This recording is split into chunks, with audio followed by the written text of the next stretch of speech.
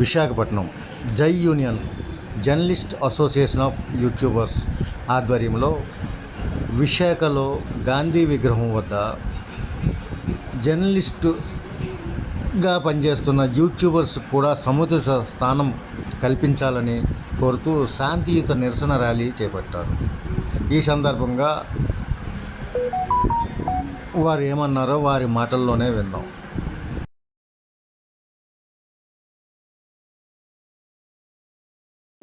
నా పేరు అరుణ్ అండి.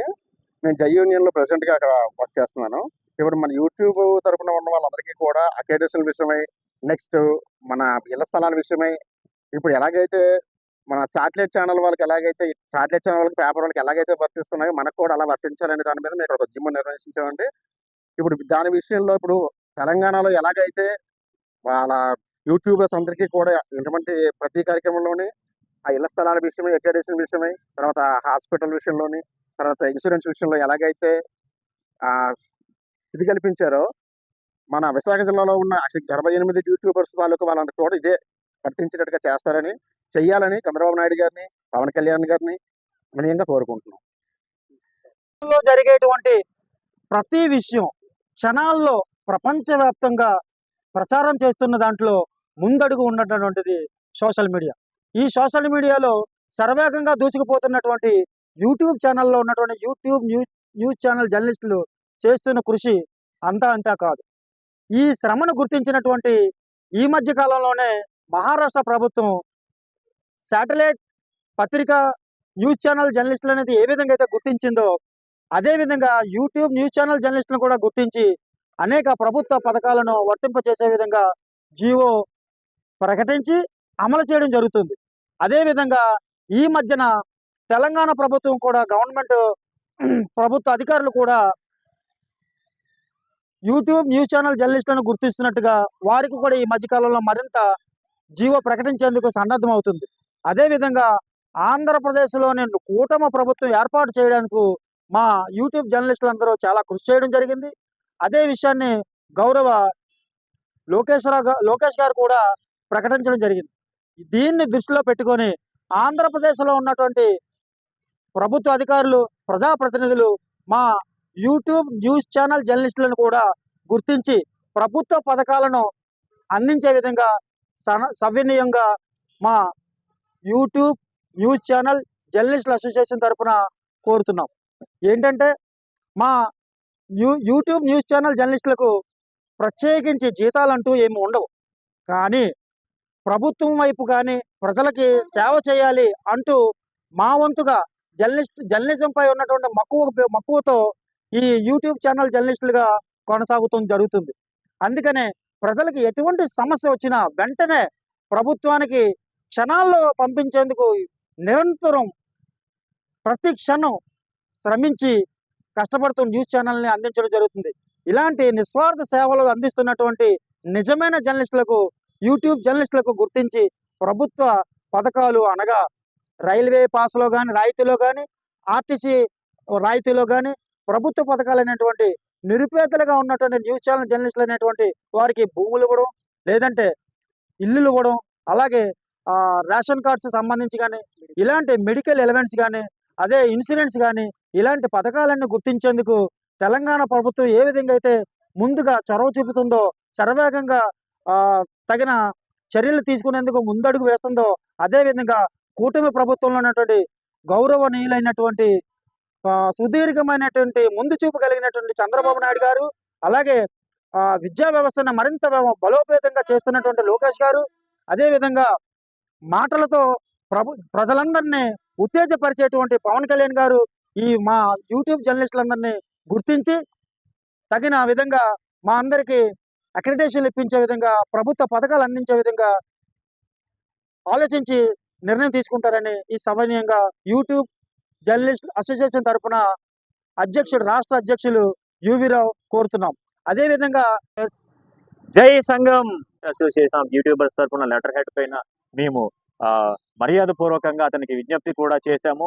ఆయన దాన్ని సానుకూలంగా స్పందించి ఖచ్చితంగా నేను దీనిపైన ఒక నివేదిక ఇస్తానని కూడా తెలపడం జరిగింది. ఐఎన్పిఆర్ మినిస్టర్ గారికి మరియు నారా లోకేష్ గారికి మరొకసారి మేము తెలియజేస్తున్నాం. అయ్యా, తెలంగాణ ప్రభుత్వం కూడా యూట్యూబ్ జర్నలిస్టులను గుర్తించింది. రేపటి రోజున రౌండ్ టేబుల్ సమావేశం ఏర్పాటు చేసి నిష్ణాతులైన జర్నలిస్టులచే ఏ విధంగా యూట్యూబ్ న్యూస్ ఛానల్ జర్నలిస్టులను అర్హత ప్రామాణికంగా చేసుకొని జర్నలిస్టులకు గుర్తింపు కార్డులు, ఐడి కార్డులు ఎలా ఉంటున్నాయో అలానే ఒక అక్రిడేషన్ కార్డు కూడా ఇవ్వాలి. వాళ్ళకి ప్రభుత్వ సంక్షేమ పథకాలు ఇవ్వాలి. దానిపైన తుది నిర్ణయం రేపు తీసుకోబోతుంది. అక్కడ వాళ్ళందరికీ కూడా గుర్తించి ఏ విధంగా సంక్షేమాన్ని ఇస్తుందో కూటమి ప్రభుత్వం కూడా ఆంధ్రప్రదేశ్ రాష్ట్ర వ్యాప్తంగా ఉన్న దాదాపుగా 1500 మంది యూట్యూబ్ న్యూస్ ఛానల్ నిర్వాహకులు ప్రతి ఒక్కరు కూడా ఒక పేపర్కి ఏ విధంగా RNA సర్టిఫికెట్ ఉంటుందో, ఒక శాటిలైట్ ఛానల్కి ఏ విధంగా పూర్తి స్థాయిలో నియమ నిబంధనలకు ఆధారంగా చేసుకున్న లైసెన్సులు ఉంటాయో, అలాగే యూట్యూబ్ న్యూస్ ఛానల్ నిర్వహిస్తున్న మేము అందరం కూడా పూర్తి స్థాయిలో కావలసిన సంబంధిత డాక్యుమెంట్లు అన్నీ కూడా చేసుకొని ప్రజలకు ప్రభుత్వానికి మధ్య వారధులుగా పనిచేస్తూ నిరంతరం ప్రతి వార్తని కూడా అందుబాటులో ఉంచుతూ ఉన్నాము. కావున మా యందు దయచేసి మా యూట్యూబ్ న్యూస్ ఛానల్ జర్నలిస్టులకు కూడా గుర్తింపు ఇస్తారని, అక్రిడేషన్ కార్డులు ఇస్తారని, ప్రభుత్వ సంక్షేమ పథకాలన్నీ కూడా ఇస్తారని సవినయంగా రాష్ట్ర వ్యాప్తంగా మా యూట్యూబ్ న్యూస్ ఛానల్ జర్నలిస్టులందరి తరపున నేను ముక్త కంఠంతో మిమ్మల్ని కోరి ప్రార్థిస్తున్నాను. వీళ్ళందరికీ నా నమస్కారాలండి. నా పేరు సంజయ్ రెడ్డి,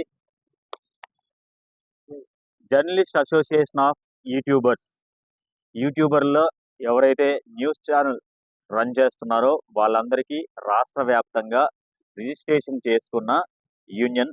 మా యూనియన్ తరపున రాష్ట్రంలో ఉన్న ప్రతి యూట్యూబ్ న్యూస్ ఛానల్ నిర్వాహకుడి తరపున ఆంధ్రప్రదేశ్ రాష్ట్ర ప్రభుత్వానికి మేము ఒకటే విజ్ఞప్తి చేస్తున్నాము. కూటమి ప్రభుత్వ ఏర్పాటుకు మా సోషల్ మీడియా జర్నలిస్టులు అనేవి ముఖ్యమైన నాంది అనేది పలకడం జరిగింది. అది స్వయాన గౌరవ ప్రధానమంత్రి గారే ఒప్పుకున్నారు. సోషల్ మీడియా ప్రభావం అనేది కూటమి ప్రభుత్వం ఏర్పాటుకి ఎక్కువగా ముందంజ వేసింది అని అన్నారు. దానిలో భాగంగా ప్రతి జిల్లాలో కావచ్చు, ప్రతి పట్టణంలో కావచ్చు, ప్రతి నియోజకవర్గంలో, ప్రతి మండలంలో ఉన్న రాజకీయ నాయకులకు, అధికారులకు ప్రతి ఒక్కరికి తెలుసు ఒక ప్రాంతంలో ఎంతమంది యూట్యూబ్ న్యూస్ ఛానల్ నిర్వాహకులు ఉన్నారు, వారి ద్వారా ఎటువంటి వార్తలు అనేవి నిరంతరం ప్రపంచానికి తెలియజేయడం జరుగుతుంది, వాళ్ళు ప్రభుత్వానికి మరియు ప్రజలకు మధ్య ఏ విధంగా వారధిగా ఉన్నారు అనేది ప్రతి క్షణం ప్రజలు, ప్రభుత్వము, రాజకీయ నాయకులు, అధికారులు అందరూ చూస్తూనే ఉన్నారు. అటువంటి మా జర్నలిస్టులపై ఏదో ఒక వెలితి, ఒక చిన్న చూపు అనేది స్పష్టంగా కనబడుతుంది. అయితే మేము ప్రభుత్వానికి, కూటమి ప్రభుత్వానికి ఒకటే వేడుకుంటున్నాము. రాష్ట్ర వ్యాప్తంగా ఉన్న మా యూట్యూబ్ జర్నలిస్టులందరము కలిసి ఈ జర్నలిస్ట్ అసోసియేషన్ ఆఫ్ యూట్యూబర్స్ ప్రధాన కార్యదర్శి సంజయ్ రెడ్డి, నేను అందరి తరపున ప్రభుత్వానికి ఒకటి విజ్ఞప్తి చేస్తున్నాను. మహారాష్ట్ర ప్రభుత్వం అక్కడి జర్నలిస్టులను, యూట్యూబ్ న్యూస్ ఛానల్ నిర్వహిస్తున్న జర్నలిస్టులకు గుర్తించి ఏ విధంగా ప్రభుత్వ సంక్షేమ పథకాలను అందరూ అర్హులే, చిన్న పత్రిక, పెద్ద పత్రిక, మధ్య పత్రిక అని కాదు, శాటిలైట్ అని కాదు, సోషల్ మీడియా జర్నలిస్టులని కాదు, అందరూ ఒకటే. ప్రతి ఒక్కరు కూడా ప్రభుత్వానికి, ప్రజలకు మధ్య వారధిగా ఉన్న నిరంతరం వార్తా సేకరణ చేస్తూ అప్రమత్తం చేస్తున్న వృత్తిలో ఉన్న ప్రతి ఒక్కరూ జర్నలిస్టే. ఎవరికి ఎటువంటి భేదాభిప్రాయాలు లేవు. అందరికీ ఒకే రకమైన ఫలాలు అందాలి అన్న సదుద్దేశంతో మహారాష్ట్ర ప్రభుత్వం అనేది అక్కడ ఉన్న యూట్యూబ్ న్యూస్ ఛానల్ నిర్వాహకులకు ఒక కొత్త జీవోని విడుదల చేసి వాళ్ళకి అక్రిడేషన్లని కానీ, లేదా బస్ పాసుల్లో రాయితీలని కానీ, లేదా మెడికల్ అలవెన్సెస్ కానీ, అలానే ఇండ్ల స్థలాలు, ఇటువంటి అనేక సంక్షేమ కార్యక్రమాలు ఆ ప్రభుత్వం ఇవ్వడం జరిగింది.